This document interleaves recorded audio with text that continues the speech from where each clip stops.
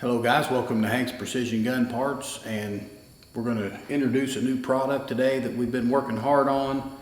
We finally got these done enough to list them on the website and get them out there available to you guys. And that is a Picatinny Rail for Remington 700 short actions. We're working on longs, and we will be working on Model 7s in the near future, but they're not done yet. The only ones available are the Remington shorts. And we've done a lot of work, spent a lot of time coming up with a really good design. I have used literally hundreds of Picatinny rails over the years, every brand name that you could think of, and there's always a shortcoming to each one of those. So we took a bunch of brands and we tried to combine all the features that we liked from each brand into one Picatinny rail. Because I will tell you that some brands have some really great features and then it lacks something else, and then the next one you use has a great feature but it lacks something else. So we took all that we could and made it into one really simple, very ergonomic looking Picatinny rail. So it's a basic copy of what I call my favorite Picatinny rail. I'm not going to use any names here at all. We're just going to call it it's a simple design change, and we made some modifications to make it stronger, and it looks better, it feels better, it's snag proof, there's no burrs, everything's been deburred and chamfered, and it's a really nice rail. We've got these available in stainless steel, 416 stainless steel, so that it will match your 416 stainless steel Remington actions exactly when you bead blast them. I know of one other company that makes a stainless steel Picatinny rail, but when you bead blast it, it turns kind of yellowish. So it's a different type of steel. It might be 304 or 303 or who knows what kind of metal they made it out of, but it just doesn't blast out to be the same color. So to me, that's aesthetically not pleasing to the eye. And then we also have them made from 7075 T6 aluminum that has been sent out type 3 anodized, hard coat anodized, and there are 12 different variations of these at this time. We have 6 in the stainless, we have 6 in the aluminum, and those variations are 0 MOA, 20 MOA, 40 MOA, and then you have the choice of number 6 screws, 648s, or the number 8 screws, which are 840s. The rail comes complete to you with the screws that you need to mount it to your action. Real quickly, we spent a lot of time designing and thinking about the fixturing that we were going to use to machine these parts in the milling machine. There were several setups to make this part, and then we did it that way to keep everything rigid, keep the part from flexing and stressing while it was being cut. The mill cuts are very light. We make several passes instead of one big hog pass. It takes longer to machine it that way, but you get a better part in the end. So what my goal is for you guys is to make the best parts that you can buy for less money, and I believe we've done that again here at Hank's Precision Gun Parts. We've got a Picatinny rail that is, to me, the best on the market. Now, that's my opinion, and I'm biased because I made them, but we've taken all the design features that I liked in a rail and put it into one rail. I want to show you something real quick about stress and materials. You got to choose the right material to make these parts, or you will get stress when you machine it. It's like, and I'm going to use an example, if you guys have ever taken a 2x4 and split it down the middle to make 2 2x2s out of it. What happens to the square, nice, straight, long 2x4 when you split it down the middle? It wants to bow. It bows in all different directions. A piece of metal does the same thing when it's introduced with stress. And when you cut all this material off, rapidly rip it off of there with a milling machine at high speeds, you're introducing stress into the part. And we have one here that's just a piece of cold rolled steel, and I did this as an example to show you guys what happens when you stress your material. This was machined exactly the same way as all the rest of these parts were machined. Same speeds and feeds, same fixturing, nothing changed. We just machined one out completely to see what it would do. And I want to set it on this Remington action that's sitting right here. That's sitting on there. And you'll notice it looks like it's sitting on there nice. But if you put pressure on the rear, the front raises up. You can see that raising up 30, 40 thousandths. That's because this rail is bowed up like a banana. You put pressure on the front, the rear end raises up. It's because the rail is not straight. And a lot of people, what they're doing is they're bedding this rail.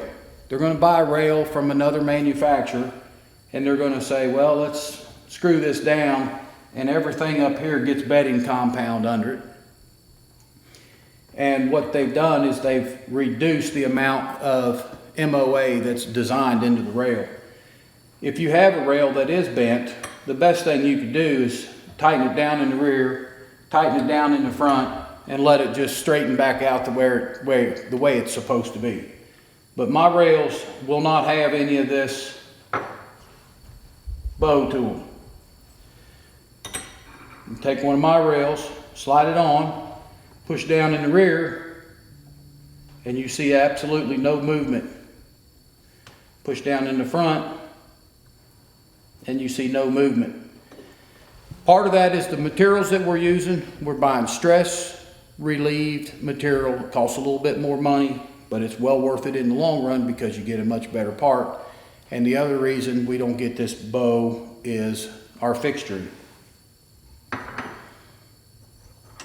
The aluminum rails work the same way.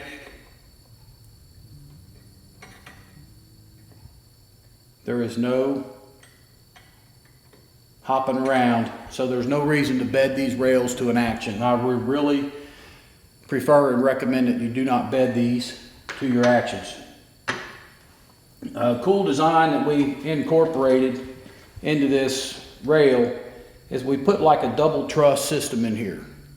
Some of the other companies do this same thing, and we thought this was really nice. So you've got a lot of strength, it's ambidextrous, it works left or right-handed actions. And we put our recoil lug, our little bump stop right here, and I think that is very important.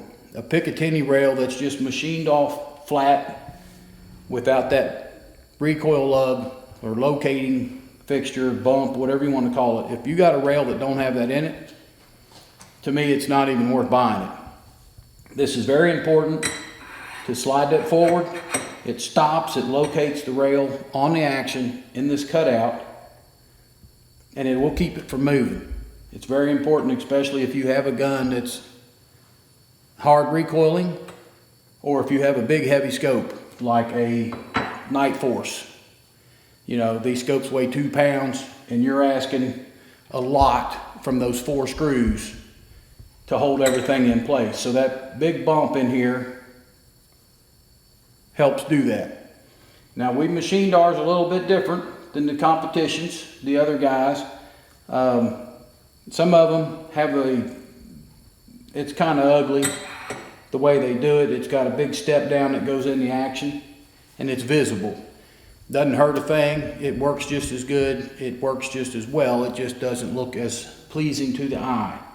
We have designed ours where the cutout in the action matches the cutout in the rail. So it's very aesthetically pleasing versus one that is got this big overhang here. So we kind of did that just for an aesthetic reason. We put slots in the bottom so that you can slide this up and lock it in place. There's a couple of people out there that make a rail that has the bump, but it also uses a countersink screw flathead. So if your screw holes are off at all on the action, and they sometimes are, or if your cutout is not exactly right, and they sometimes are, then your flathead screws are going to pull the rail to where the flathead screws line the rail up. So it's not going to matter where this bump is on the rail itself. If your screw holes are drilled back here, that's where it's going to lock down at, if this makes sense to you guys. So we definitely did not put round holes in the action, or in the Picatinny rail. We did that for a reason, so that you have adjustment. And then this one here is one of the rails that I was telling you about that has no bump in there. It's just smooth all the way across.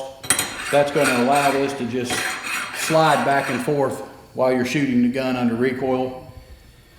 And the screws will eventually break. I've seen it happen numerous times. It happened to a guy at the 1,000-yard muzzleloader shoot here back last summer.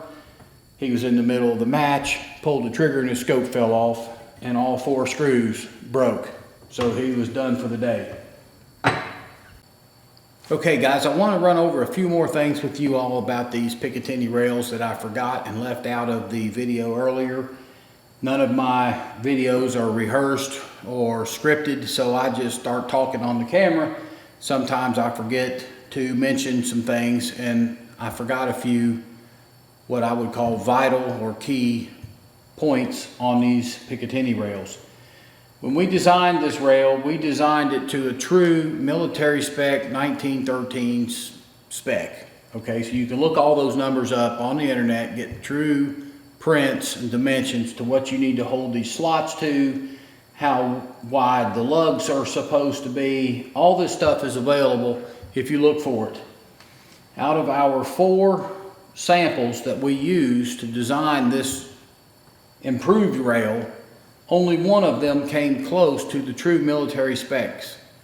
So the advantage or the reason for the Picatinny rail was that you could use the same scope on several different rifles.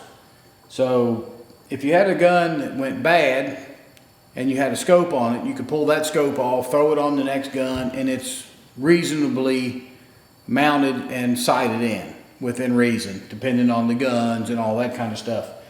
So true military spec dimensions is very important. At least it is to me. So we tried very hard to hold those true dimensions. Another thing I forgot to mention is our rails will use the same ring heights. A lot of companies out there, all of the rails are the same height, and then they just machine different cants in it. So if you take a 0 MOA rail and it's mounted on here like so, and you put 20 MOA in it, it's mounted on like that, and this is drastic. And then you take 40 MOA and you mount it on like this, then you try to use the same scope ring, it just doesn't fit. Your scope bell will hit your barrel. On our Picatinny rails, if you have a 0 mounted on one rifle, a 20 on another rifle, and a 40 MOA on another rifle, you can use the same rings on that scope. So you're not taking the scope and busting the rings off and putting on different rings, because if you had to do all that, what's the benefit of having a Picatinny rail to make an easy swap for what you would call a slave scope?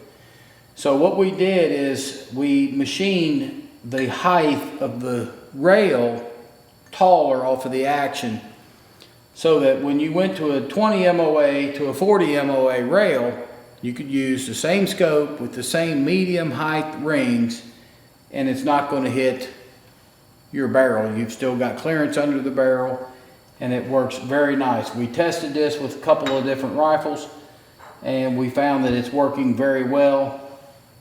And we learned this by trying it.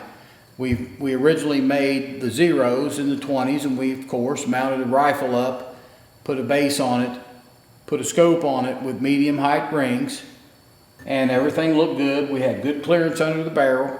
And then we did a 40 MOA rail, and we mounted the same scope with the same rings, but the bell hit the barrel.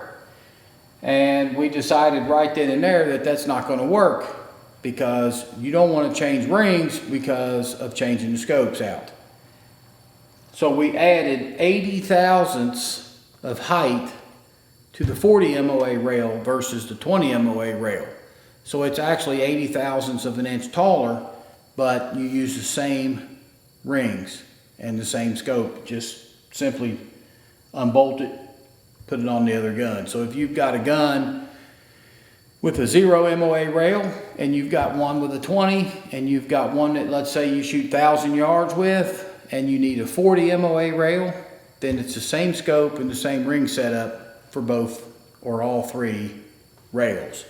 So I hope that'll give you a little bit more information about my Picatinny rails and some of the thought that we put into them before we released them to the market. And I really think it's a great rail, and I hope you guys will enjoy them. When you mount these on, and I'm going to show you guys how to mount a Picatinny rail on. We're going to do it in this video. It'll take just a few minutes, but I want to show you how I mount these Picatinny rails on a Remington 700 Action. I don't use any bedding compound, but I do like to use a couple drops of red Loctite. And we're going to go ahead and mount that on this Action, and I'll show you how we do that. So, real simple. You take your Picatinny rail, it's clean, come right out of the tube, right out of the packaging. It comes with 4 screws. You've got your Remington 700. Most likely you're going to have a barrel and all that's going to be completely done. We're going to take some red Loctite. And I like to just put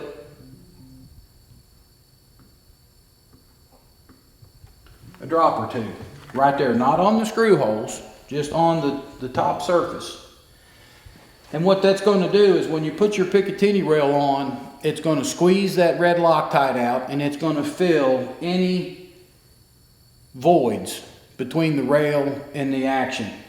And I can tell you that no matter how well you try to machine one of these rails, you're not going to get one machined exactly the same to every Action, because the Actions vary a little bit. So yes, every Picatinny rail is machined exactly the same, but the Actions vary slightly.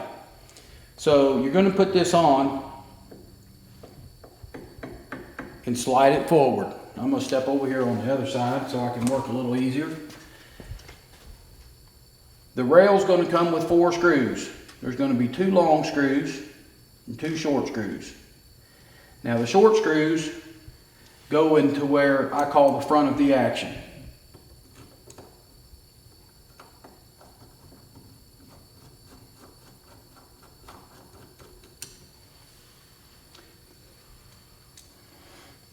You want to make sure that you do not put a long screw in the front, or it will go down.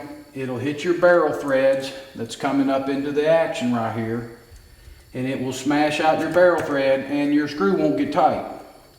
Then you're going to wind up with a short screw in the back, and when you try to torque it down, you're going to strip it out because you don't have enough threads into the Action itself. So pay attention, make sure that you get the screws in there correctly. Now you can see we've got a little bit of movement on this rail. We want that. But what you're going to want to do is take your thumb and push forward. You want to push that all the way forward so that the recoil lug that's built into the rail is up against the ejection port in the Action.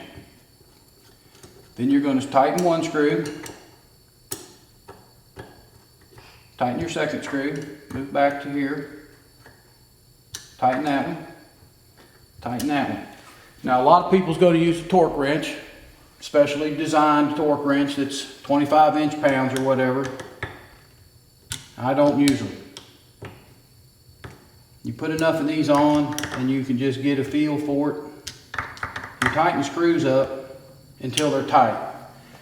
The reason I don't like those torque wrenches is because they wear out. You buy one of those Wheeler torque wrenches, and I'm not going to say there's anything wrong with them, but if you use it day in and day out, day in and day out, it's got a little detent ball in there that pops out into place, and the more you use it, the more that detent ball wears out. So the first time you use it, yeah, you might get your 25 inch-pounds. The second time you use it, you might get 24 inch-pounds. The third time you use it, and you see where I'm going with this, each time you use it, you're going to get less inch-pounds. So a year or two down the road, you're still using this Wheeler torque wrench, and you're getting 15 pounds on your action screws and they're coming loose, or your scope's moving. I don't use them. I don't even own one. This is my torque wrench right here. That's it, right there. So you're going to see a little bit of red Loctite come out from underneath the surfaces. That's no big deal. You're going to take a towel and wipe that off.